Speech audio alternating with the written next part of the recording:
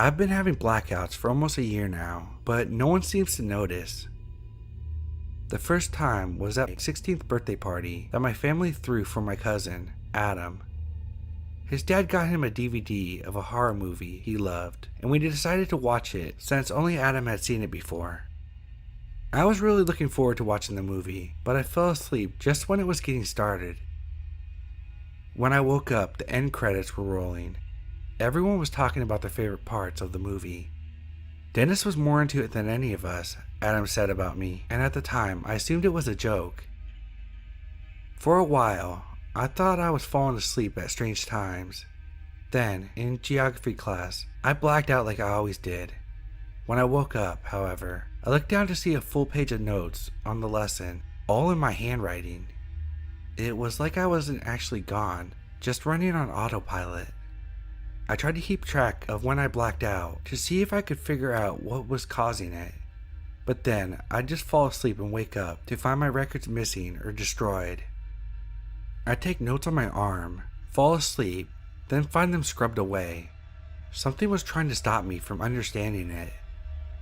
I could feel myself losing grip on reality, and I didn't think anyone would believe me. Eventually I figured it out. The pattern was both simple and cruel. Anything that I felt refreshing was being taken away from me. Anything that relaxed and recharged me was being stolen. I would get the physical benefits of downtime, but not the experience. My stomach would be full after the blackouts, but I didn't get to enjoy the meal. It made life miserable. Yesterday, I finally broke down and told Adam everything while I was at his house. We were hanging out a while our parents were at the movies, and when he asked me if something was wrong, I just lost it. I told him that I was having a breakdown, and he offered to help. Adam called our parents, but none of them answered. We knew what theater our parents were at, so we decided to take the bus there and tell our parents what was going on. We took our seats on the bus, and Adam put his hand on my shoulder. "We'll figure this out, Dennis. Don't worry." I was so relieved I could barely hold back my tears. I finally reached out for help, and someone was there for me. I closed my eyes just for a moment, and he was gone. I was on a bus, but it wasn't the same one. I was the only passenger. I looked down on my arm and saw something written on it in my own handwriting. "They'll never find him. Don't make me do that again."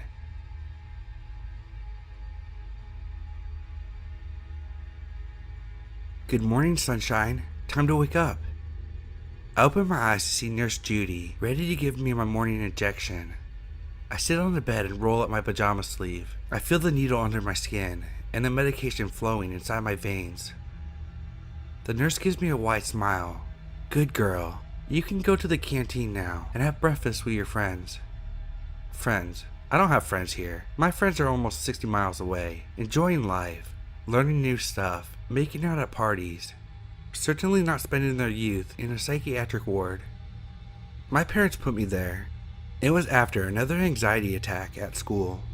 I lost control and tried to do something stupid. Now everything seems stupid to me. I pass by nutsy Nora's room. Her yelling is impossible to ignore. She keeps screaming, "Callie and Jenna!" over and over again. I see two doctors rushing into her room with a set of tranquilizers. This place is full of people like her. I don't think I belong here. I enter the canteen and hear a loud, "Surprise!" I look around to see all the other patients gathered around a cake with numbered candles, 1 and 7, and an inscription, "Happy birthday, Robin." Right, it's my 17th birthday. Yay, I totally forgot. I force myself to smile and blow out the candles. The cake tastes like soap or a cough syrup. I hide both candles in my pocket when no one's watching. I guess it's the only gift I can count on today. I stop one of the nurses on my way back to my room. I ask if my parents are gonna come see me. She shrugs and walks away without saying a word. Bitch. As I lay in bed, I stretch out my arms and look at my hands. They look so weird, so damn weird. Maybe it's a side effect of one of those medications. Nurse Judy interrupts my contemplation. She storms in with the afternoon's dosage of pills. "How are you feeling, my dear? Did you like the birthday surprise? She asked with an annoying sweet smile. Yeah, I forgot today's the day. She takes my hand and says, Oh, don't worry, darling. It happens to everybody. As she holds my hand, I ask her why my skin looks so strange. Nurse Judy gives me a sympathetic gaze.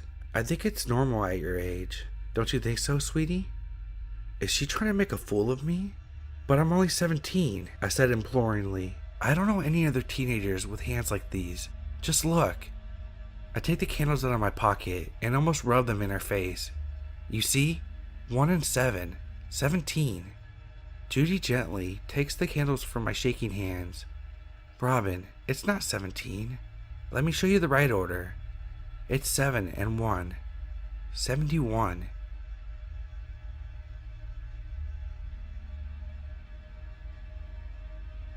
Our farm was small and we had a lot of land. Most of the fences were ruined, and my dad would try to go and fix it, but it was difficult for him since he lost a leg back when I was born.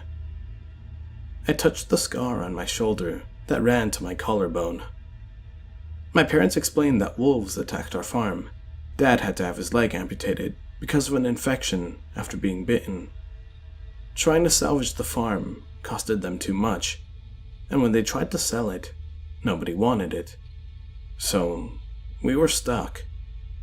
My parents were always paranoid that the wolves would attack again, so they never let me out past dark. I've been homeschooled my whole life.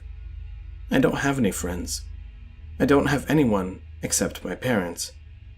We lived miles away from other people, and we didn't even have internet or phone service out here. Sometimes when I go out with my mom to the store, I would see girls holding hands and laughing. It makes me sad. But sometimes, late at night though, I don't feel so alone. I can hear their voices. They were far away, but I could hear them calling me. Myra, come home. My parents almost never let me watch any movies, but when it's really late at night, the TV would play those old black and white movies, and I finally saw one about werewolves. So, whenever Mom would take me to the library, I secretly learned more about them. I became more certain that this was my real family. I waited until my parents went to sleep one night. Then I ran out the back door. I jumped the broken fence and ran into the forest.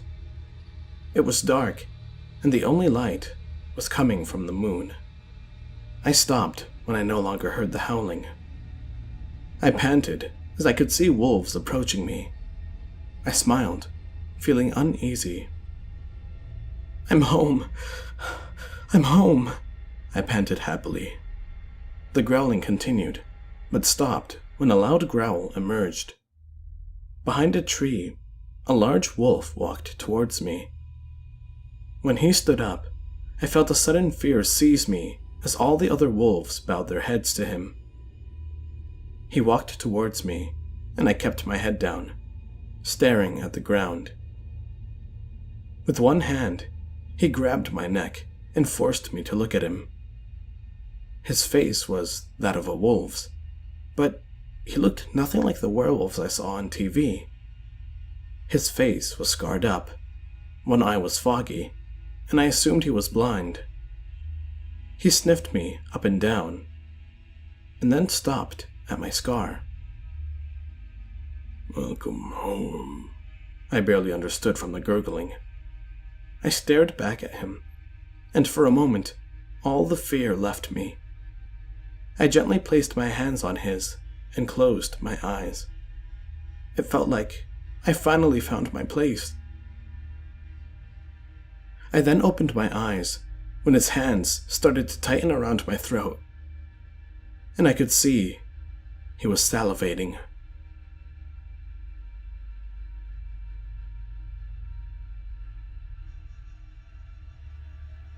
It's been years, maybe decades, since the last time I've seen anyone. I looked down. My fin was beginning to decay. My time was running out. As I broke the surface, I could see a large boat in the distance. Swimming closer, I saw a family of 3 on the boat. I poked my head just above the water as a little girl, no older than 8, saw me and yelled out, "Daddy, Ariel is in the water." I quickly dipped back into the water and followed the boat at a safe distance, every so often poking my head out of the water to reveal myself to the little girl, and without fail, she kept calling her parents to come over and see. The boat finally stopped and I saw some fishing lines drop from the front of the boat. Good. I got close to the boat as I ascended. I held my index finger to my lips, hoping that the little girl would understand. When she saw me, she was about to speak, but then she covered her mouth and nodded. She had a little pink life vest on, big bright blue eyes, and soft blonde hair that bounced around her cute face. "Is your name Ariel?" She bounced up and down. I thought about the Little Mermaid, something that I haven't seen in a long time, and nodded. "But you're old." Her words stung me. I scowled, but quickly masked it with a smile. I waved to her to come into the water, patting the surface, making teeny splish-splash noises, and she stared with uncertainty until I raised my fin to entice her. My fins, though decaying, were still a vibrant purple. Her eyes lit up, and she jumped into the water. As she did, I unbuckled the vest from her and tossed it aside. I patted my back, and she climbed on, looking nervous, wrapping her little arms around my neck. I glanced over my shoulder, holding my nose, and she mimicked me by taking a deep breath as we dove under. It became darker the further we went. My heart was racing when I pulled her hands away and turned towards her. I opened my mouth and my jaw extended outward, the skin on my cheeks ripping as my jaw becomes unhinged. My teeth start to grow, long and pointed like an angler's. My nails became jagged and sharp. I saw the horror in her face as I lunged at her, sinking my teeth into her little neck. Little air bubbles escaped her as she tried to scream, but I consumed her. When I came to, I was looking up at the sky. I could hear seagulls nearby and feel the waves crashing on my legs, but I couldn't move my body. I lay there for a while before I heard someone yell in the distance, and soon enough I heard footsteps approaching me. A man hovered over me. "Are you okay, little girl?"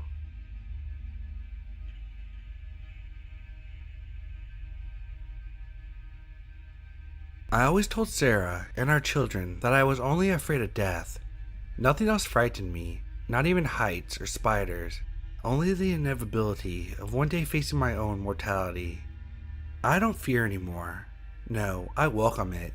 I beg for it in these everlasting, unending moments. There is no rest for me, as I can't sleep. I am forced to stay awake and listen from my resting place, accompanied in this void by the constant beating of my heart. It's a curse, and I don't know what I did to deserve such a fate. My family can't hear me because they believe that I'm already dead. I hear them when they visit me though. They treat my resting place as a confessional, sharing their most intimate thoughts and beliefs, as though they are speaking to no one at all. But no, I hear them. I have no choice. It is a small gift that, over these years, these visits have become less frequent. Sarah was the first one to stop visiting. She begged for forgiveness and understanding, as she had finally relented to our children's wishes and moved on from our union. Their stepfather was kind to them, Sarah told me, and they are both on the path of truly seeing him as a father. "I'm sure you would want me to move forward," she told me, unable to hear my silent protest. "He keeps me safe. He makes me happy." Daggers to my still beating heart. I don't think I've wished for death more than I did that day, if only to end my constant suffering. Michael was the second one to stop visiting. He admitted to hating me for not being there to teach him how to be a man. He blamed me for his own immaturity. It pained my heart when Renee stopped by recently to hear from my resting place that my daughter walked down the aisle with her stepfather instead of me, that she was expecting her first child in the coming months. She had the audacity to pray that I would be there to watch over my granddaughter, guiding her as she enters the world. I am so desperate to leave, I spit on her prayers. Renee believed in her more candid moments of confession that she was only one to care for me after all these years. She saw her more frequent visits to my resting place as a badge of honor, something to brag to her friends about, because it made her a good person. If she wished to honor her father's memory, she would have pulled the plug years ago. But of course, she insists that I wouldn't want that, which I suppose is my own fault. He was only afraid of one thing, she tells the nurses. I know I'll never wake up, but this is what my father wants.